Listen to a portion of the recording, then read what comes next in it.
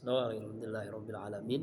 Hari ini kita membahas tentang tanda amalan ibadah diterima oleh Allah Subhanahu wa taala. Apakah amalan kita diterima, salat, puasa, zakat, haji dan amalan yang lainnya?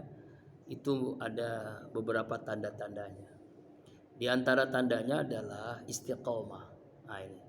Ayat istiqomah itu banyak sekali, di antaranya adalah surah Fusilat, surah ke-41 ayat 30 dan 32. Ini ayat tentang hikmah, manfaat, fadilah, keistimewaan hamba Allah yang istiqomah.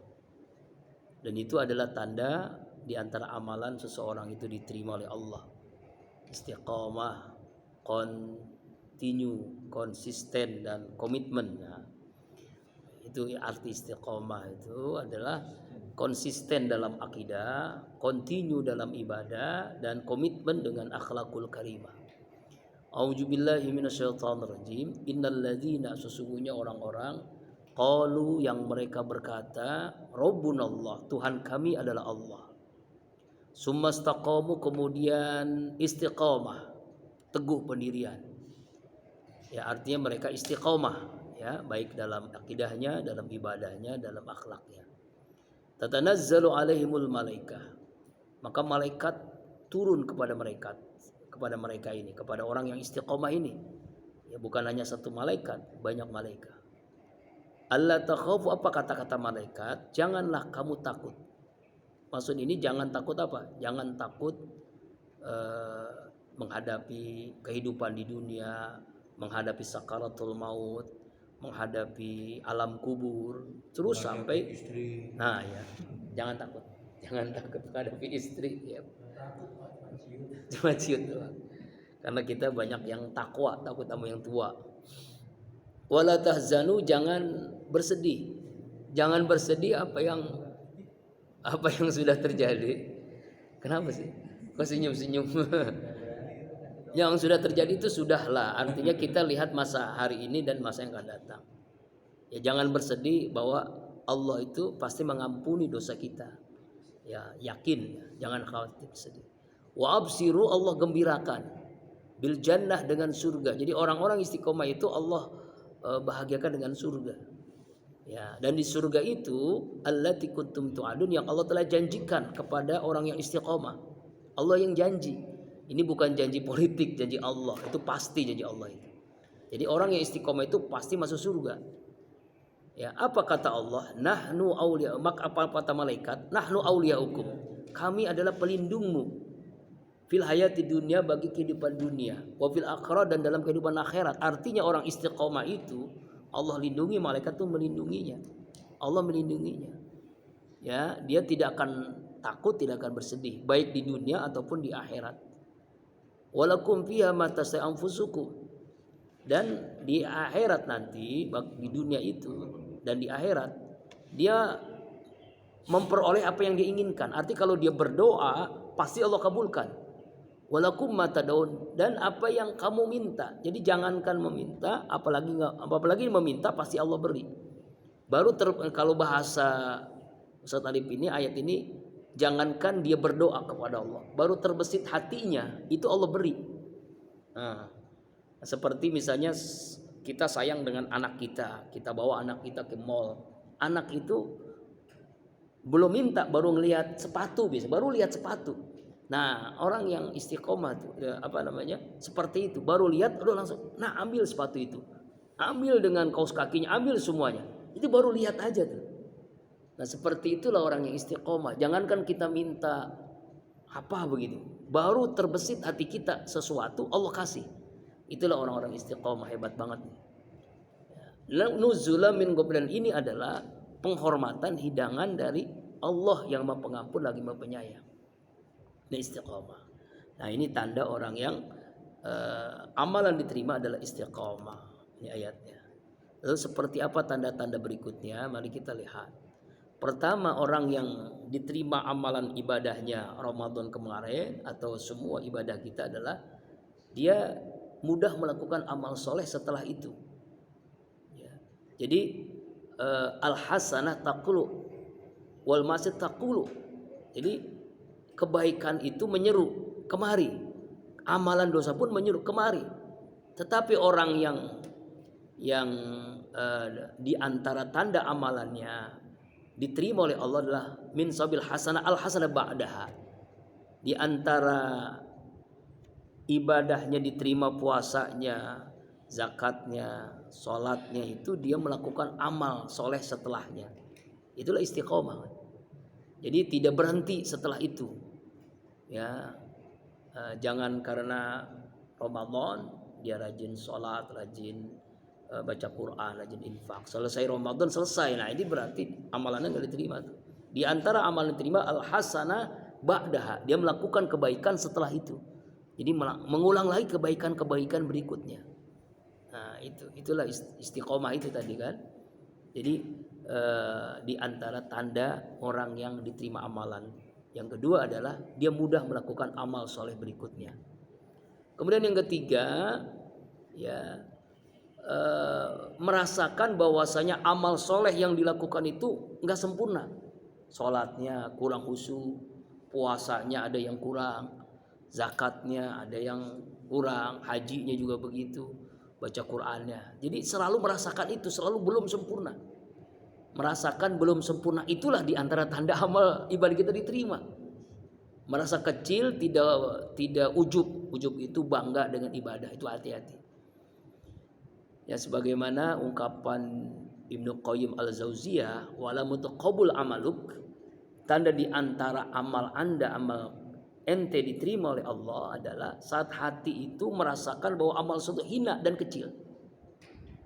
Sampai-sampai orang yang benar-benar mengenal Allah selalu istighfar. Makanya mau gitu.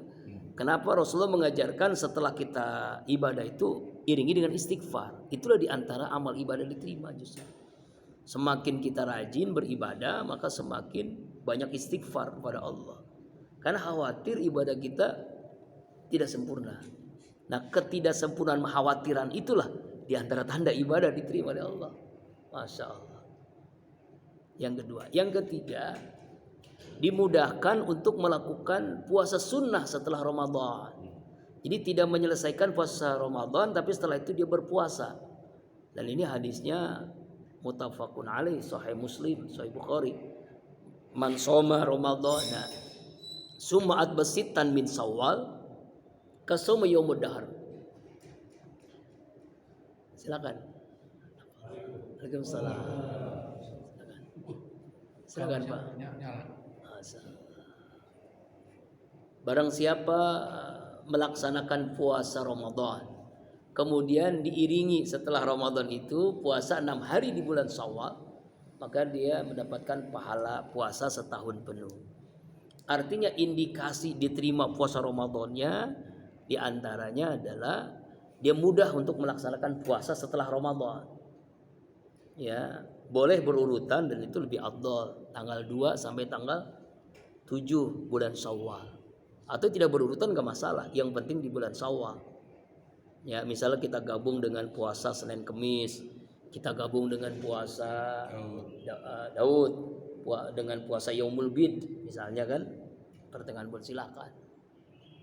Ya. Ada yang mengatakan masa kita puasa 30 hari sanggup, 6 hari nggak sanggup, nggak mungkin kan ya. Maka diungkapkan anna mu'adatus siyam ba'da siyam Ramadan alamatu ala qabli shaum. Membiasakan puasa setelah puasa Ramadan itu tanda diterimanya amal puasa kita. Nah itu. Ya. Kenapa? Karena Allah akan menerima suatu amalan hambanya, maka Allah ya memberikan hidayah untuk melakukan amal setelahnya. Nah itu. Jadi dia mudah melakukan yang sunnah. Kenapa? Karena memang dia setelah melaksanakan yang wajib. Ramadan kita dibiasakan sholat tarawih 23, ada yang 23, ada yang 11. Nah selesai Ramadan dia terbiasa untuk melaksanakan sholat-sholat sunnah, baik itu tahajudnya, qobliyah ba'diyahnya atau yang lainnya. Karena dibiasakan selama Ramadan tarawih itu. Nah ini diantara tanda yang keberapa tuh, kedua ya. Ya kemudian apa sih puasa Syawal ini, apa hikmahnya? Hikmah yang pertama pahalanya setahun penuh. Ini dijelaskan dalam kitab Subulus Salam itu sarah dari Bulughul Maram ketika menjelaskan hadis man shoma ramadhana summa atbasital min Syawal, ya, dijelaskan di situ bahwa kebaikan itu 10 kebaikan, 10 pahala. Satu kebaikan 10 pahala. Maka artinya kalau kita melakukan puasa Ramadan 30 berarti 300 hari. Kemudian 6 hari berarti dikali 10 jadi 60 hari. Nah, 1 tahun. Itulah diuraikan di dalam kitab itu. Jadi ini untuk penyemangat ya. Jadi bukan menghitung-hitung pahala ya. Pahala itu bagian daripada istilah menyemangati kita beribadah. Ibadah jadi semangat dengan adanya pahala. Karena pahala ini kan dilihatnya bukan di sini, di akhirat nanti. Kemudian yang kedua, hikmah puasa Syawal 6 hari ini melengkapi kekurangan puasa selama bulan Ramadan. Mungkin Ramadan kita puasanya ada yang kurang, disempurnakan, dilengkapi. Nah ini, ya karena mungkin ada pernah bohongnya lah misalnya, ada hal yang membatalkan pahala puasanya, disempurnakan, dilengkapi dengan puasa bulan Syawal. Nah ternyata menurut ilmu kesehatan, saya baca itu di Google, ya, kontrol porsi makanan katanya. Dengan kita mengendalikan tradisi, biasanya kalau Lebaran itu kan makanan tuh berlimpah. Silakan, makanan tuh berlimpah kan, ya, makanan itu di mana-mana ada gitu. Nah dengan kita puasa Syawal ini jadi bisa mengontrol. Silakan Pak Muslis ya, tafadhol. Jadi bisa mengontrol porsi makanan. Nah, itu. Ya kan? Biasanya di mana-mana itu berlomba-lomba kan. Namanya habis puasa, makanan Ramadan tuh Lebaran itu ada ketupat, ada opor, ada macam-macam itu. Nah, kita kendalikan. Makanya enggak gendut kayak ini.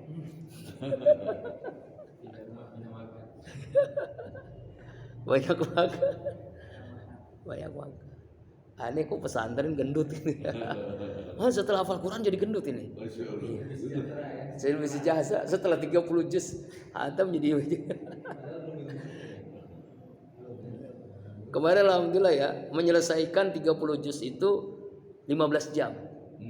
15 jam, 30 juz. Itu enggak baca Quran. Hafal. 15 jam. Itu puasa ya tanggal. Ya, dari jam 8 pagi sampai jam berapa? Iya itu. Dilihat sama santri, ada berapa puluhan santri yang kalau simaan namanya simaan. Jadi nggak pakai Quran gitu. Yang lain nggak tidur. Iya, istirahat atau sholat aja. Kan puasa dari jam 8 pagi sampai jam 11 malam. Iya nggak berhenti sholat langsung lagi sampai serak suaranya. Sama dengan iya. Sama ya? Alhamdulillah. Habis tidur, sholat, tidur lagi. Habis sholat tidur lagi. Itu apa ya? Ada koreksinya nggak langsung? Ada dikoreksi kalau salah. Santri kan ada berapa orang kan, puluhan itu pasti dong, namanya manusia kan. Kan jadi kan ada yang ditargetin maksimal 5 kali gitu kan, ada salah. Kan biasa tasbih biasa ya.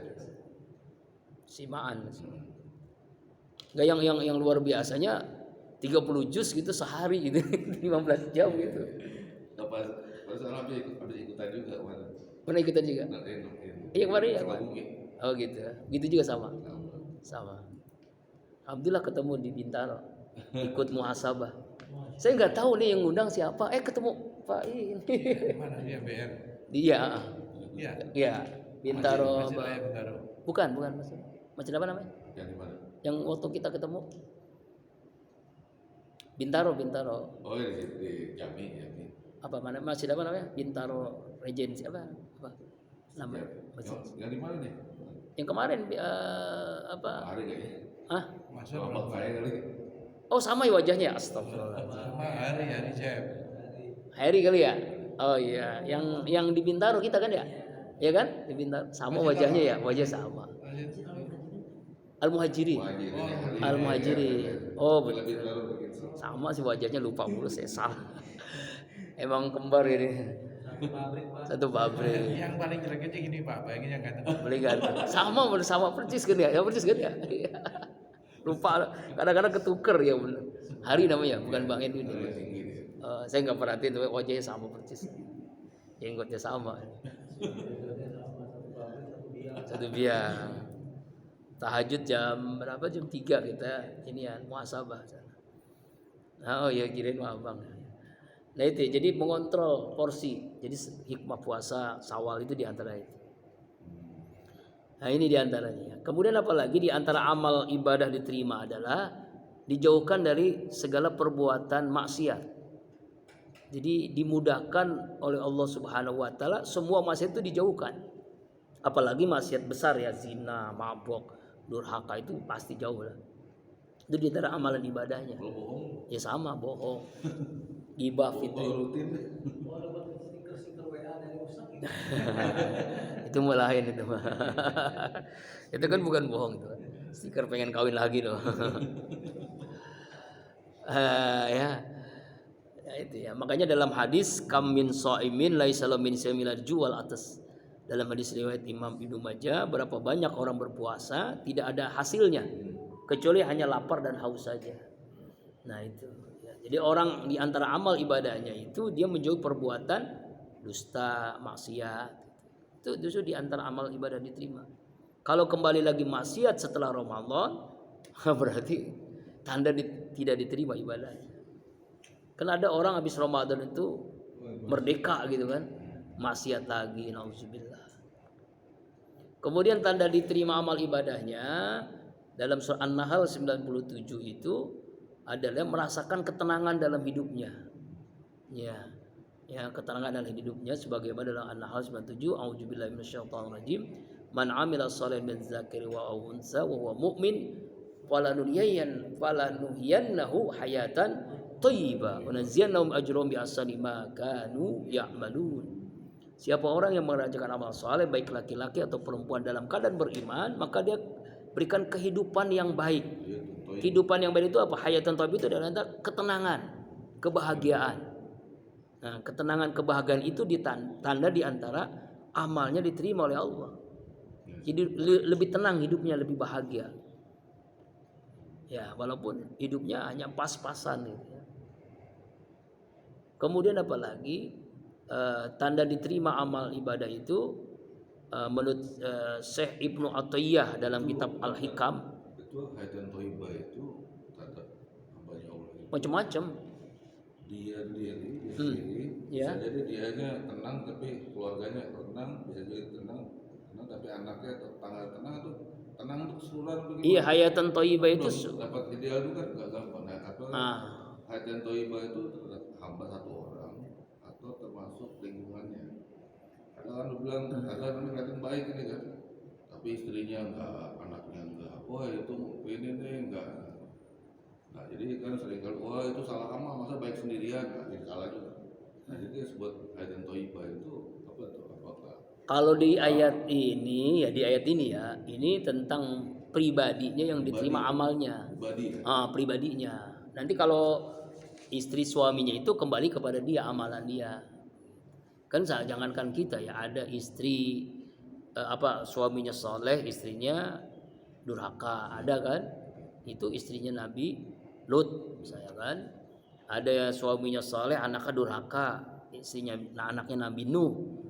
Ada yang istrinya soleha tapi suaminya durhaka seperti Asia kan, istrinya Firaun. Nah itu seperti itu. Jadi sebenarnya ini tanda bagi pribadinya amal ibadahnya diterima itu hayatan thayyibah, kehidupannya baik, ketenangan. Pas-pasannya maksudnya pas dapat istri cantik. Nah begitu Pas dapat tua baik. Baik gitu. Pas punya rumah Bagus. Pas-pasan itu. Pas-pasan. Si doanya Allah firli waqtarli. Iya, betul. Nggak ngerti ya. Allah Akbar. Nah kemudian berikutnya tanda diterima amalnya itu menurut Syekh Ibnu Athayyah ini dalam Al-Hikam kan itu. Makanya almarhum Kiai Haji Hasyim Muzadi mengapa itu memberikan nama pesantrennya Al-Hikam. Itu dari kitab itu. kitab Al-Hikam. Syekh Ibnu Athaillah itu. Itu bagus banget kitabnya itu. Itu kitab tasawuf itu. Jadi beliau mengungkapkan samaratu amal ajilan fa dalilun ala wujudil qabul. Siapa yang bisa memetik buah dari amalnya ketika di dunia, maka itu menunjukkan Allah menerima amalnya. Apa buahnya? Nah, itu nanti. Buahnya, di antara buahnya itu kebahagiaan, hilangnya kesedihan, kekhawatiran, itu hilang. Jadi yang ada kebahagiaan. Nah, itu buah daripada dunia itu tanda Allah menerima amalnya. Nah, itu. Ini menurut Syekh Ibnu Athaillah dalam kitab Al-Hikam. Iya, di dunia. Nah, tadi sebagaimana surah Fussilat tadi kan, tidak takut dan tidak bersedih kan, tidak khawatir, tidak takut miskin, tidak takut sengsara setelah di PHK misalnya kan ada orang kan takut ya, takut setelah sudah pensiun itu takut gitu kan, kehidupannya takut.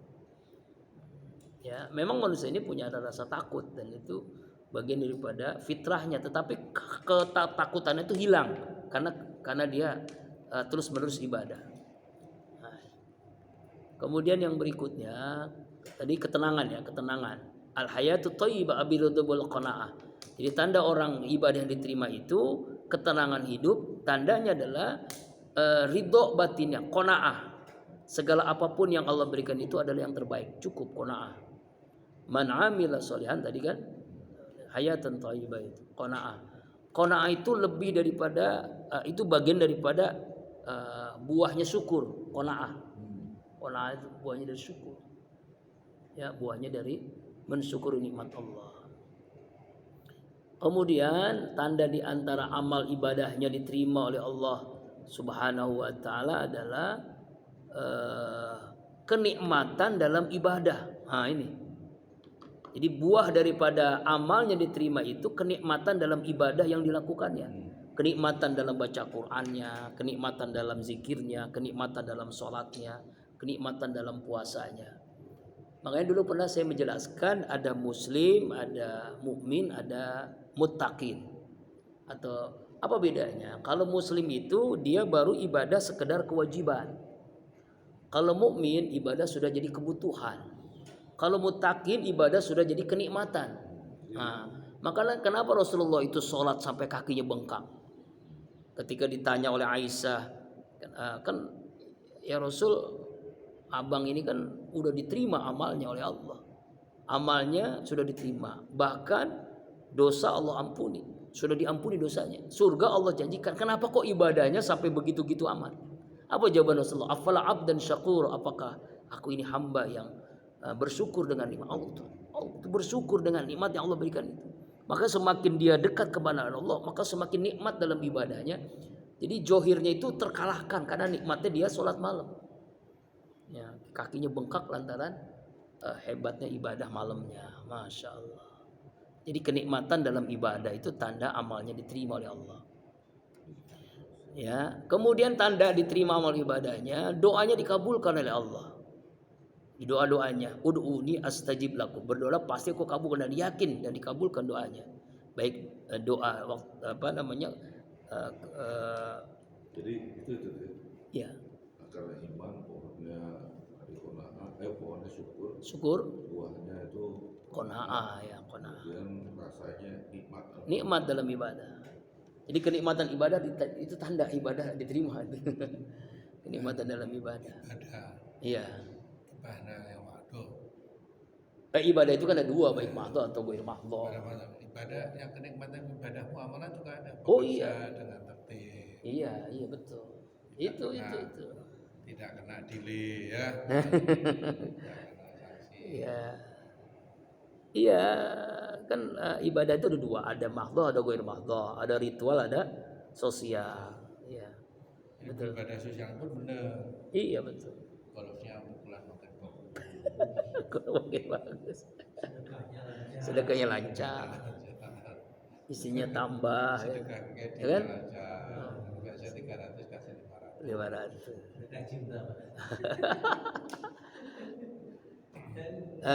Kemudian apa lagi tanda ibadah diterima? Semakin banyak orang yang mencintainya dan menghargai kita. Nah itu.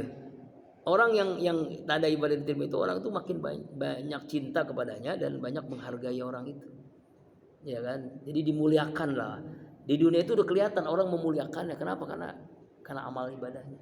Dimuliakan di dunia, bukan dihinakan. Mencintai banyak membenci sama juga. Kalau sekarang ya, karena ada ada udang di balik di balik batu, di balik bakwan ya. Nah, kemudian apa? Ya. Orang sama Anies bencinya sama gimana? Oh iya benar. Kayak melihat sesuatu yang harus dimusnahkan kayak haram jadah. Padahal Islam juga. yang muncul di Iya. medsos. Tapi jadi gerakan bawah ini yang suka Anies banyak. Jangan kaget nanti tiba-tiba dia menang. Iya betul. Jangan kaget tiba-tiba dia menang. Cuma kan kecurangan Karena nanti khawatir. yang muncul di medsos kan jelek-jeleknya aja. Begitu ada orang yang ngomong kebaikan langsung diserang orang 10. Akhirnya orang-orang malas memunculkan di medsos tapi bergerak di bawah. Mudah-mudahan seperti itu, Makanya mudah-mudahan. sebenarnya kemarin yang itu Iya. jadi kita tetap berjuang walaupun berat, tapi semakin kencang angin menghembus Betul. itu semakin kokoh akar pohon itu. Iya. Mudah-mudahan lah. Orang baik pasti semakin kokoh. Iya, Nah, betul. kalau Anies nanti memang tidak mendapat pertolongan Allah, ya pasti tumbang. Itu aja sekarang kita. Iya itu. Kita misalnya ini di dalam garis yang sama kita dukung Anies. Nggak perlu berkeluarga, tapi dukung semuanya ngomong kebaikan semua, tunjukkan kebaikan kita. Dan kalau Allah memang menghendaki ini adalah menang, pasti menang. Yu'izzu man tasha wa tuzillu man tasha. Iyalah. Memang